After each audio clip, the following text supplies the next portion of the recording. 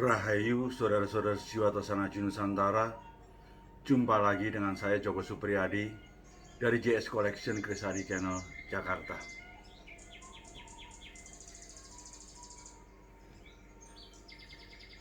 Mari kita awali seperti biasa dalam doa. Semoga senantiasa segala yang terindah dan yang terbaik terlimpah untuk kita semua. Amin.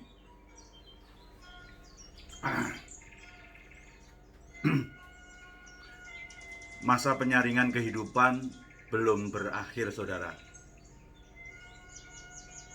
Senantiasa eling lan waspada. Tetap jaga protokol kesehatan dengan disiplin.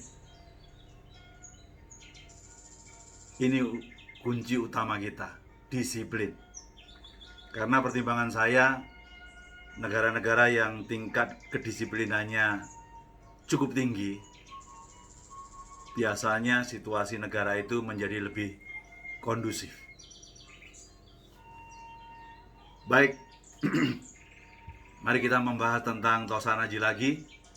Kita berada pada tayangan 118, memenuhi permintaan dari beberapa subscriber kita untuk diulasnya Dapur Tumenggung. Kali ini saya berikan suatu topik, Dapur Tumenggung itu bukan merupakan Kanjeng Kiai Tumenggung. Sekaligus merupakan suatu review dua pusaka kami, nomor 6012 dan 6032. Jadi kenapa saya katakan tadi Dapur Tumenggung bukan merupakan keris Kanjeng Kiai Tumenggung? Karena Kanjeng Kiai Tumenggung adalah suatu pusaka Keraton Jogja. Namanya Kanjeng Kiai Tumenggung. Namun kalau Anda saksikan, ternyata keris itu berdapur Parung Sari. Dan ternyata Parung Sarinya yang kita kenal dalam buku dapur versi PB10, Putra Dalem PB10.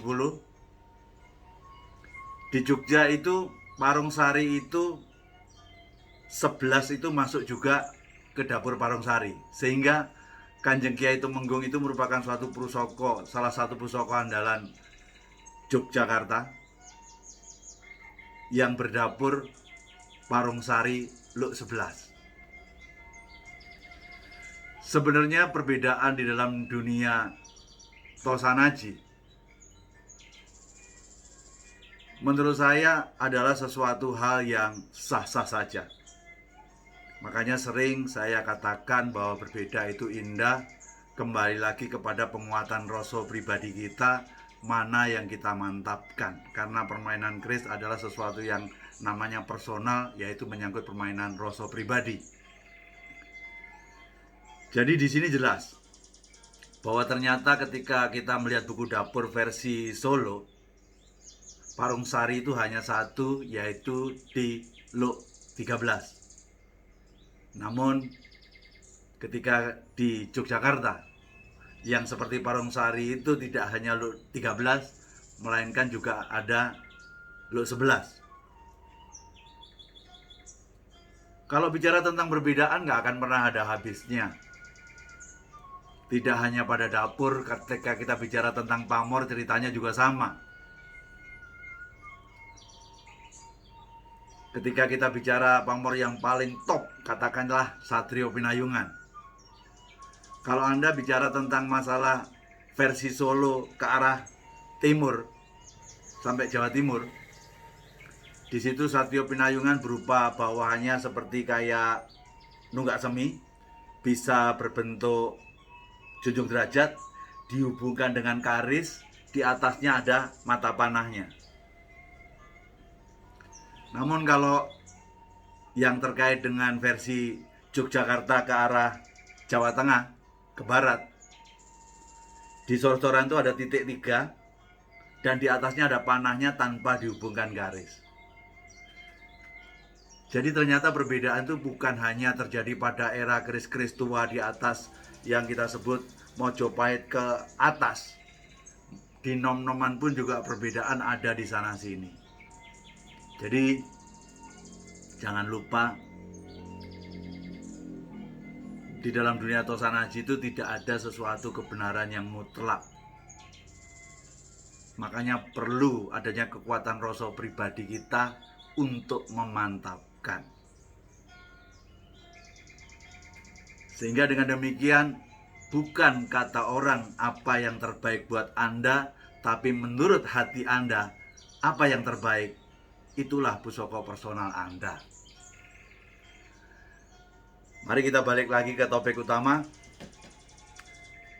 Saya bawakan ini adalah keris dengan gambaran Yogyakarta, Gayaman. Ketika kita lihat, di dalamnya adalah sebuah keris dengan dapur lurus, kemudian ada pijetan, ada kembang kacang, kemudian lambe gajahnya satu dengan yang namanya greneng. Inilah yang kita sebut dengan dapur Tumenggung. Keris ini panjangnya 36,8. Ketika ada pamornya mungkin kurang jelas karena ini cucian lama. Ini keris nomor 612. Rencananya besok mau saya jamas. Bagi yang mereka pengen mengetahui hasil akhirnya seperti apa, kurang lebih seminggu ke depan, lihat lagi di website, barangkali Anda akan bisa membedakan keris yang mendapatkan jamasan lama dengan jamasan baru, hasilnya seperti apa. Anda akan bisa saksikan pada web JS Collection. Dan menurut saya, kalau ada suatu titik-titik bulatan-bulatan dari atas, dari bawah sampai ke atas, tapi tidak murni bersih bulatan-bulatan aja, tapi bulatannya ada, katakanlah ada kayak wongkonnya, ada apanya, seperti itu kita sebut dengan pamor Wahyu Tumurun. Ketika bulat dari bawah sampai ke atas dan itu bersih, kanan kirinya tidak ada isinya, ketika dia benar-benar posisinya tidak bergandengan, orang menyebutnya melati sinebat. Ketika dia berurutan, bergandengan, orang menyebutnya melati tumpuk. Namun itu tidak menjadi sesuatu masalah, hanya penekanan saja. Inilah dapur Tumenggung, Wahyu Tumurun, tangguh habis sepuh. Pada saat yang sama, saya coba ambilkan gambaran sesuatu rangka Solo, Cendonowangi, yang Jogja tadi adalah Timoho. Jangankan tentang pakem dapur maupun pamor, menyangkut tentang masalah penomoran kualitas daripada rangka saja, kalau Anda ke Solo, yang terbaik adalah Cendonowangi. Timoho pada suatu kelas di bawah Cendonowangi. Namun kalau Anda ke Jogja, cerita jadi terbalik. Yang first class-nya adalah Timoho, Cendonowangi di bawahnya. Itu menggambarkan bahwa sekali lagi tidak ada kebenaran yang mutlak dalam Tosanaji. Dan kadang kalau kita lihat kenapa penyebab perbedaan itu, tidak lain adalah ego manusia. Mari kita lihat, sandangannya cukup bagus. Ini perak bermatakan intan untuk pendoknya. Dan mari kita lihat lebih dalam. Inilah bedanya keris kalau sudah dicuci.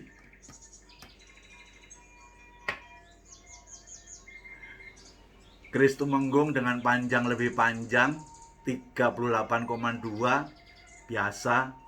ciri utama daripada Solo adalah godong puhung. Dan keris ini menurut saya sangat-sangat eksotik karena pamornya sangat luar biasa dan full dari bawah hingga atas, sehingga secara pamor bisa kita sebut dengan pamor pedaringan kebak. Ketika kita bicara tentang keris ini dengan gambaran yang seperti ini, tangguh saya adalah tangguh PB9. Bagi Anda yang pengen mendapatkan suatu gambaran detail tentang pusaka ini, silahkan lihat pada nomor 6032 pada website JS Collection.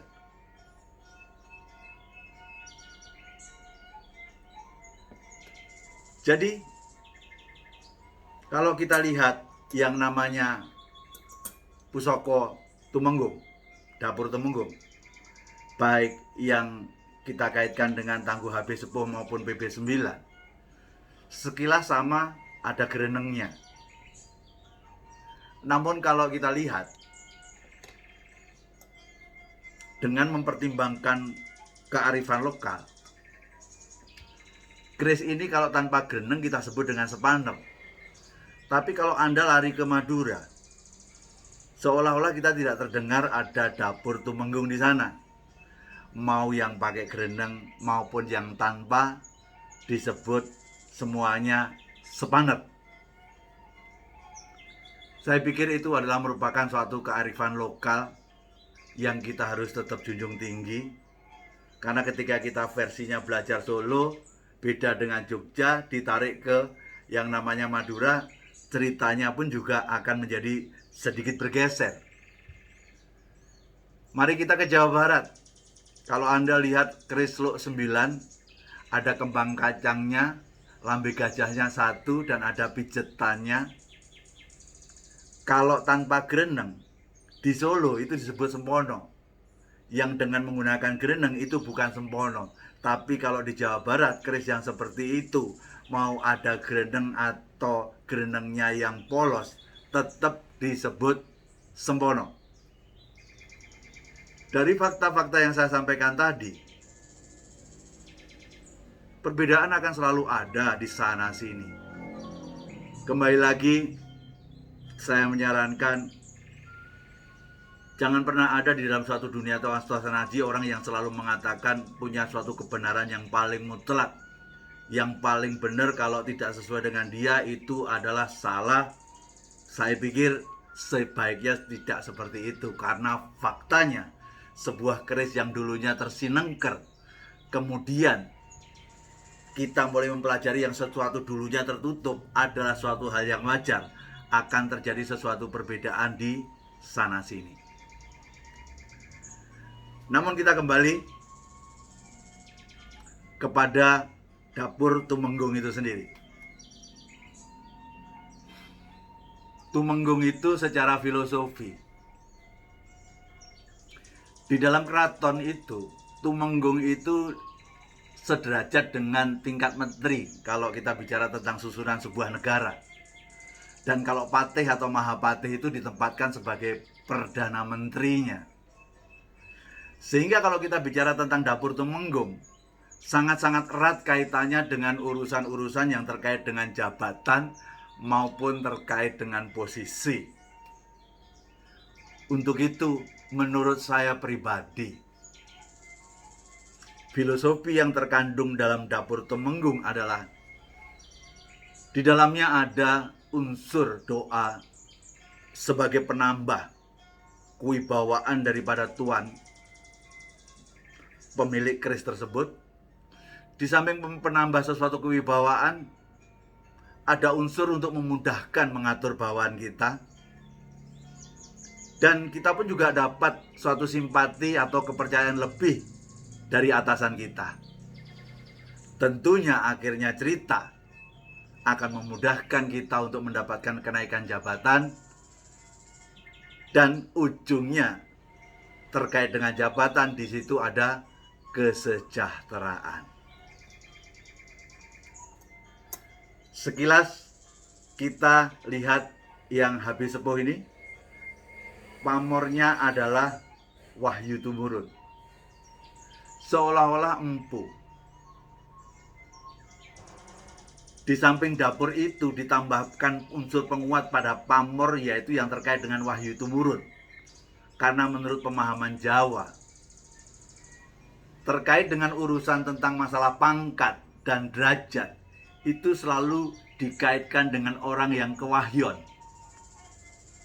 Sehingga seolah-olah adanya semacam satu pamor wahyu tumurun ini memberi sesuatu kekuatan pada unsur dapur utamanya untuk memastikan dari yang terkaitan dengan kenaikan jabatan itu akan menjadi lebih kuat arahnya. Namun kalau kita lihat yang keris tangguh PB9 ini lebih ke arah pedaringan kebak, yang bahkan terlihat pamornya nyutro seperti ini. Pamor yang sangat-sangat first class. Berarti sang empu di samping unsur utamanya adalah dapur tumenggung, namun di dalamnya diperkuat dari akhir dari suatu cerita, ujungnya adalah untuk suatu kemakmuran, sesuatu yang berkaitan dengan kesejahteraan. Sehingga atas nama keperbedaan di sana sini, saya ingin simpulkan sekali lagi, tidak ada suatu kebenaran mutlak di dalam Tosanaji. Kemantapan atas sesuatu terkait dengan Tosanaji itu berada pada rasa pribadi.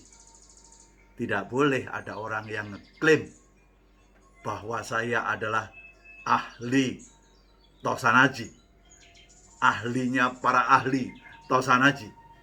Makanya pada channel ini pun saya tidak berani untuk mengatakan saya sebagai seorang edukator, saya sebagai seorang pendidik tentang Tosanaji. No, dari awal tegas saya katakan, saya hanya seorang pemerhati Tosanaji. Yang saya lakukan hanya sharing tentang pemahaman Tosanaji yang saya pahami. Sharing beda dengan mengedukasi. Demikianlah saudara-saudara sejiwa Tosanaji, tayangan kali ini. Harapan saya semoga senantiasa bermanfaat. Dan tetap belajarlah terus tentang Tosanaji. Bukan berujung pengen menjadi seorang ahli Tosanaji. Belajar Tosanaji terus-menerus adalah untuk menambahkan tambahan rasa cinta kita terhadap budaya Tosanaji. Karena witing tresno jalaran soko kulino. Ketika rasa cinta kita tentang Tosanaji bertambah, dengan kemudian memiliki, kita hanya berharap semoga tingkah laku kita berubah, dipengaruhi oleh filosofi-filosofi yang adiluhung yang ada dalam Tosanaji. Ujung dari cerita, semakin lama kita berTosanaji, semoga ego kita semakin menurun.